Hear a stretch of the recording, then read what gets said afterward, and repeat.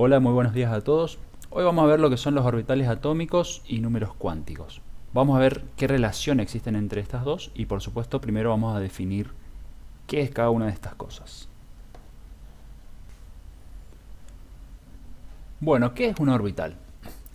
Un orbital básicamente es una región en el espacio en donde la probabilidad de encontrar al electrón es más elevada o es máxima. Bien, como los electrones se mueven en un espacio tridimensional, se requieren de tres coordenadas, o lo que se denominan números cuánticos, para describir la forma o los orbitales donde los electrones se mueven. Bueno, y el concepto de orbitales proviene de la mecánica cuántica y de las soluciones de la ecuación de onda de Schrödinger, que lo hemos visto muy brevemente en un video que yo publiqué anteriormente, que les voy a dejar el link acá abajo seguramente. Y bueno, entonces las soluciones de esas ecuaciones incluyen una serie de parámetros denominados números cuánticos. El primero de estos números cuánticos es el número cuántico principal denominado con la letra n, que puede tomar valores enteros entre 1, 2, 3 hasta más infinito. Y a medida que n se incrementa, también lo hace el tamaño y la energía de los orbitales, como podemos ver acá a la derecha. Para valores de n ascendentes, el tamaño de esos orbitales se hace cada vez más elevado o más grande. Luego tenemos el número cuántico de momento angular, simbolizado con la letra L. L puede tomar valores enteros que van entre 0 y n-1. Bien. L define la forma del orbital. Y acá podemos ver a la derecha que para distintos valores de L generalmente se utiliza una letra para designar a esos orbitales.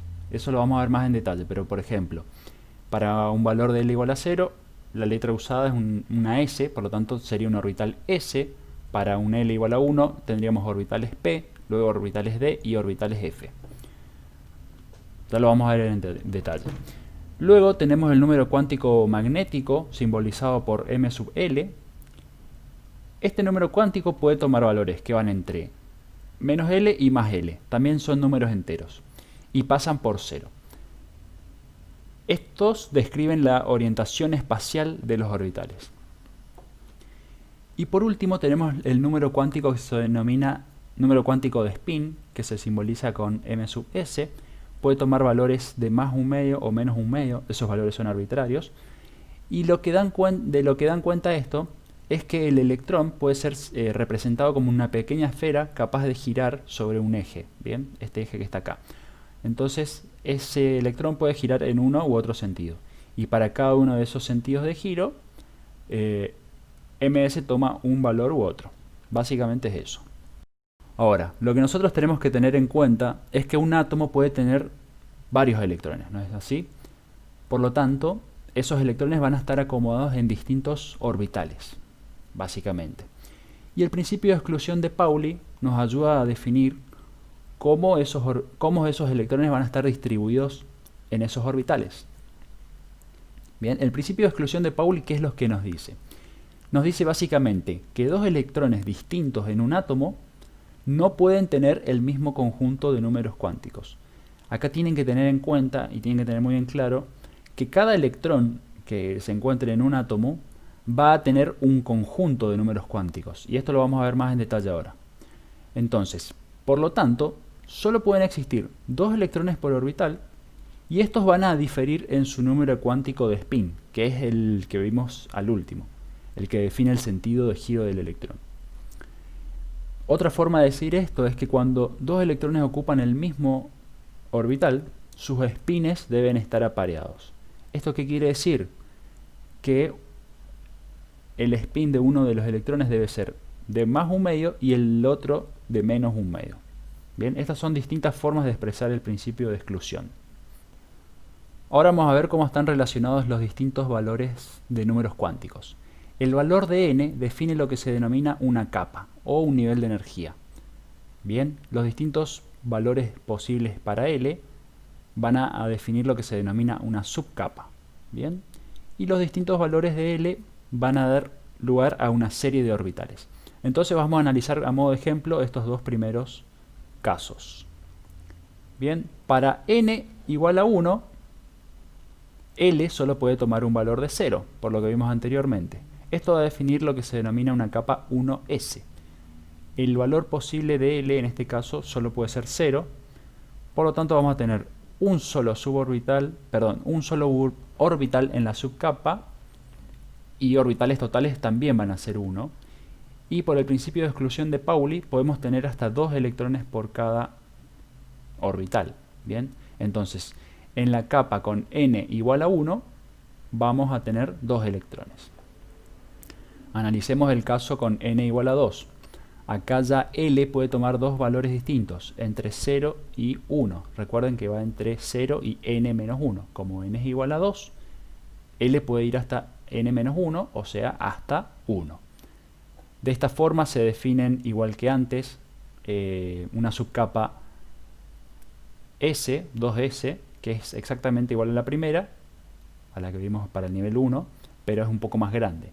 Bien, y por otro lado, cuando L toma un valor de 1, estamos en presencia de una subcapa 2P, con posibles valores de M sub L de 1, 0 y menos 1.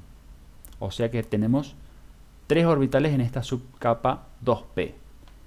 El número total de orbitales en la capa entera va a ser de 4, es decir, de 1 más 3, 4. Y por lo tanto vamos a tener 8 electrones en toda esa capa. Bien, acá abajo pueden ver un poco la regla que se sigue. Bien, los orbitales totales en una capa van a ser el cuadrado del número cuántico n, o sea el número cuántico principal, y los electrones totales van a ser 2 veces la cantidad de orbitales. Acá podemos ver otra representación de lo que vimos en la filmina anterior. Pueden ver que a medida que el número cuántico principal n aumenta, aumentan también la cantidad de subcapas que están presentes y en consecuencia también el número de orbitales.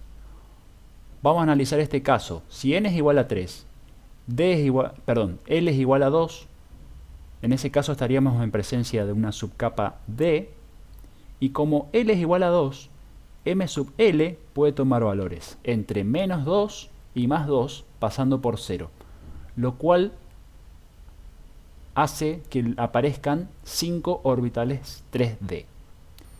Y a continuación vamos a ver lo que son las formas de los orbitales. Como ya vimos anteriormente, los orbitales S, que acá aparecen en color azul, son esféricos. Tienen una forma esférica y fíjense que a medida que el número cuántico principal aumenta, también lo hace el tamaño del orbital. Luego tenemos los orbitales P, bien, que vamos a ver que tienen una forma lobular, como si fueran una especie de globos atados desde los picos, bien, que se extienden en el espacio en distintas direcciones. Como hay 3 orbitales P, tenemos estos lóbulos orientados en distintas direcciones. Por ejemplo, acá los tenemos orientados sobre el eje de las X, acá sobre el eje Y y acá sobre el eje Z. Y esta especie de vidrio que aparece acá es lo que se denomina un plano nodal, lo cual quiere decir que en ese punto, o sobre ese plano mejor dicho, la probabilidad de encontrar al electrón es de 0. Es decir, el electrón está por arriba o por debajo de ese plano, pero nunca sobre ese plano. Básicamente quiere decir eso.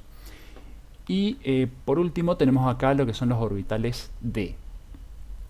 Bien, que como pueden ver tienen formas más extrañas.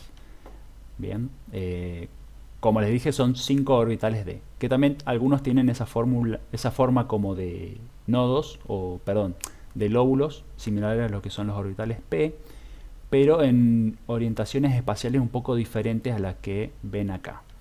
Y después tenemos esta cosa que parece un chupete. Bien.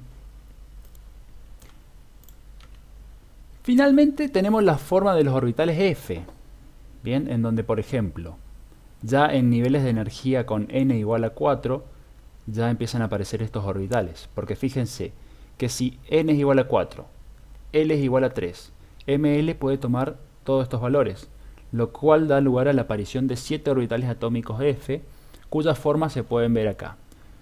Yo simplemente les coloqué estos orbitales acá para que les quede completo, pero la verdad es que no se suelen utilizar mucho estos, al menos que ustedes vayan a ser unos químicos expertos, y ahí posiblemente algún día tengan que usar todo esto, pero si son como la mayoría de las personas, probablemente nunca en su vida tengan que usar para nada. Yo de hecho nunca los usé. Así que no se dejen intimidar por esto porque probablemente no lo usen nunca. Pero bueno, yo se los puse para que quede completo. La pregunta que todos nos hacemos ahora es ¿para qué nos sirve todo esto? ¿Para qué podemos usar esto de los orbitales? Bueno, básicamente lo que les puedo decir es que conocer tanto el número como la forma de los orbitales nos va a ayudar a nosotros a entender la química a un nivel molecular. Entonces es posible que todavía ustedes no lo vean con claridad, pero a medida que avancen en el estudio de la química van a notar que estos conceptos sí les van a ayudar bastante. Y finalmente les voy a decir que la estructura electrónica de un átomo determina en gran medida sus propiedades químicas, como pueden ser su reactividad o qué tipo de enlaces va a formar. Entonces es muy importante tener una noción, por lo menos básica, de cómo los electrones se distribuyen, ya que esto nos va a ayudar luego a predecir ciertas propiedades de los átomos. Así que bueno, esto ha sido todo por hoy. Espero que les haya gustado el video, espero que les sirva. Por favor, si les gustó el video, compártanlo, suscríbanse a mi canal porque pronto voy a estar subiendo otros. Probablemente suba algunos ejemplos en donde les muestre cómo utilizar estos conceptos para explicar la distribución de electrones en algunos átomos. Así que bueno, ya saben, suscríbanse, les mando un abrazo y cuídense mucho. Chau, chau.